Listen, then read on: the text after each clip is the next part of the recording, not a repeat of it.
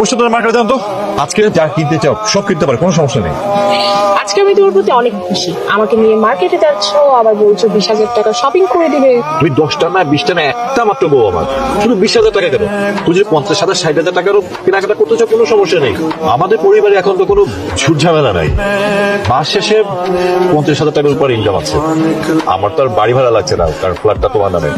So খাওয়ার মতো তুমি আর আমি, এই মাসের যে খরচ হয় সেটা খরচ করার পরও অনেকগুলো টাকা থাকবে, এটা দিয়ে তুমি শাড়ি গয়না যা যা কেনা তা কিনতে পারবে। তুমি মাসে এসে 50,000 উপরে যে টাকা পাচ্ছ সব তো আমার হাতেই দিবে, তাই না? তুমি ছাড়া কে আছে বলো?